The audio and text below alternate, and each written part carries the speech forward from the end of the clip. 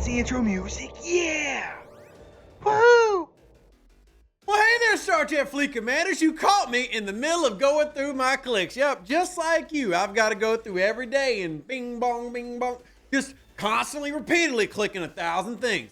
But that's actually a good segue to what we're going to talk about, previewing something coming in patch 72 this month, which is the Independent Archives. Now, this video will give you all the little things you need, and let's thematically Q snap. Oh, look at that, it's Q. I wonder what that could mean. Oh, stay tuned. So let's go over what the Independent Archives is, why I like it, and also why I have certain reservations, because I like to keep things honest, and we'll go through the details first.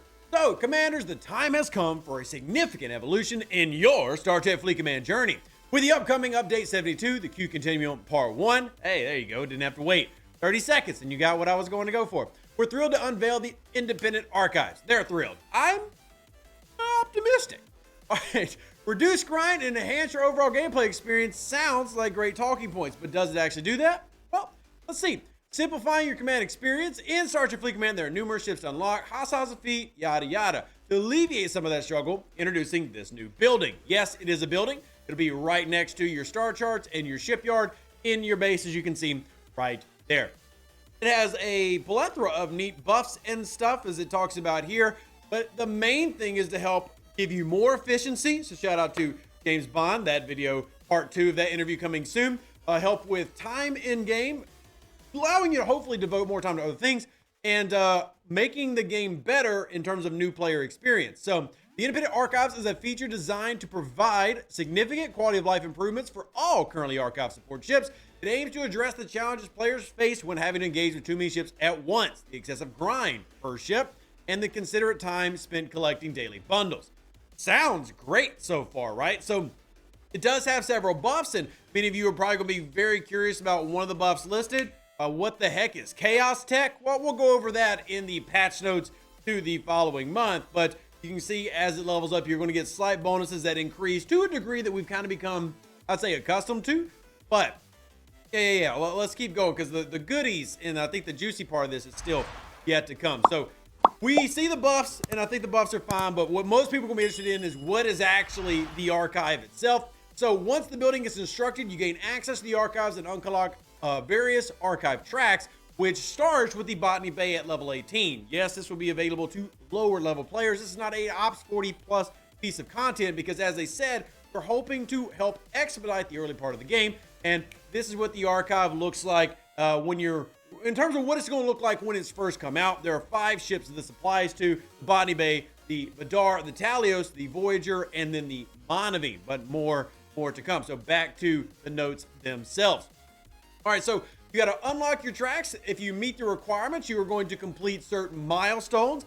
And then as you go through that, you then unlock archive pillars. Yes, there's more currency for all this, but if you get more currencies to then do less time, does it balance out? Does that make more currencies okay? So use archive data shards to unlock pillars within each track. If you're curious what some of those look like, here's the Botany Bay ones. Again, I'm really obsessed with the Q snap. You're just going to have to get used to it, especially here in the month of November. So you can see some of the examples here behind me and beside me. And as you get more rods, you can unlock the various tiers if you've completed the requirements first. So you see the very top, if you build the Botany Bay and have archives level 1, you then qualify to do this. Now, the currency that you have to spend is to actually go through the unlock. So there will be some stratagems there for you to figure out for yourself if you so choose. Like, hey, do I save my rods for certain ships, etc.? Well, probably yes, but let's talk more. All right, mastering tracks for ultimate convenience. This is a big one.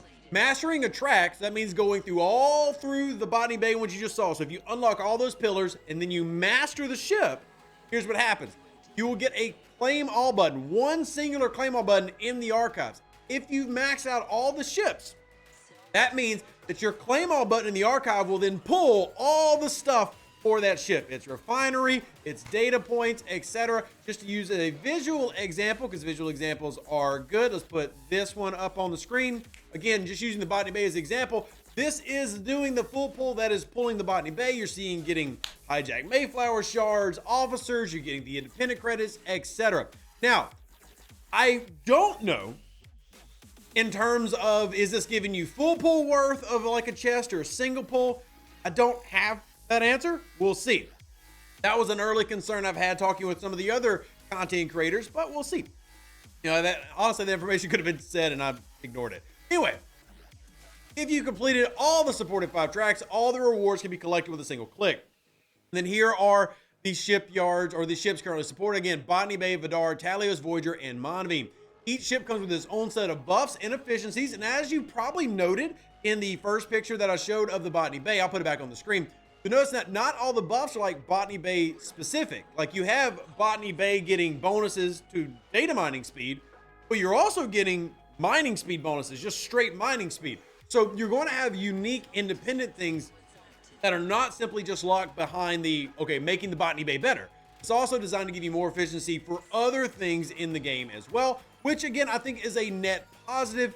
Yes, this is going to be another track you have to work towards. So some of you might see this as another loop and get, you know, oh, why do I have to do all this? But a lot of this is something that you probably are going to do or already have done already, like upgrading the Botany Bay. You simply have to decide as you're going through the process of unlocking the pillars, which ones do you want to unlock? Which one do you want to spend your data shards on, you know, as you're going through it? Do you want to focus on this one, that one, etc.? And then again, the big thing here is a claim all button to allow you to get more stuff. So let's put this back off the screen, get back over to here. So a gift to all commanders to celebrate the launch. We're including the Botany Bay track as a day one gift for all players in the Q Continuum arc, and it will remain available for all players indefinitely. So that means that as soon as you pop out, you're already gonna be able to work on the Botany Bay track, you know, if you decide to do that. We're taking strides to improve your gaming experience, especially concerning older in-game content and loops. And I'll say this, you know, and you can see the goals here at the bottom: simplifying progression, enhancing engagement, and increasing enjoyment. I think that this has the potential to be a fantastic addition to the game. There are certainly things that I go, well, let's see. And I think that's completely fair. And I'm actually very, very curious to see if people are excited about the Independent Archive in the comments section. But I will say this, the ultimate goal is, like I said, the reduced screen time in terms of things that we get annoyed with. Example, all these clicks. You know, Mirror Universe got added, and it has great things in it. I've never denied that, but it's more clicks. I mean, look at all this. We're just scrolling through. This is just the refinery right here. This is not all the faction stores, everything. The game has gotten way too complicated, and we could have said that years ago, and we probably did. This is an obvious effort to reduce that. Now, as always, I try to say, wait until it actually comes out to make your opinion, because everything can look good on paper, or not everything. A lot of things can look good on paper. You know what else looked great on paper? Starbase assaults and Starbases. And that flopped horribly. I'm not saying this is going to flop horribly. I am saying, though, I always wait till I actually get to experience myself to make a decision. But on paper, this looks fantastic. Something that we can work towards to limit our grind or reduce our grind, put a lot of our clicks in one basket. In theory here, you could have the Botany Bay, Vidar, Talios, Monavine, Voyager. If you did all of them, you max them out, that's 5 sets of loops and pulls that one button would collect all the rewards. That's fantastic. And they made it clear in the CC and moderator dev meeting that this is a planned start. This is not seen as a fix-all. Like, this doesn't fix all the problems that we're talking about, but is a starting block. And I really hope it works, because this is a great starting block, in my opinion. Gonna wait how to see it rolls out, but I am loving it and have been excited for it. And now we'll see if it actually is everything it is to be. Now, there are definitely pitfalls that could be here, right? Like, we could fall into this big pit right here behind me. What are some of those pitfalls? Well, if they don't let you unlock the pillars and it takes like 3 years to do all the pillars, well, then it doesn't really help anything. But again, let's see how it rolls out. Let's not get too negative. I'll be excited for the brief moment here. Anyway, I really do want to know your thoughts. Drop them down in the comment section down below. Yes, we will be giving y'all part 2 of that interview. I've actually been editing it this week. Those longer interviews do take time. If you're interested in an interview, or if you want to suggest somebody for an interview, or if you have ideas, like you say, hey, I want this type of content, make sure you reach out to me, because we're doing that and putting it together, and it's really, really fun. Live long and plunder. Stay safe, Feather Space Cowboys. Deuces. That's me. Catch you on the next Star Trek Fleet Command video. Remember, patch starts next Tuesday, like November 3rd? I don't know. It's a day. Yeah, November 5th. Yeah, that's the day. See you then. Actually, I'll see you tonight on Twitch. Yeah. An even better outro than the intro. For the Empire and glory to your house.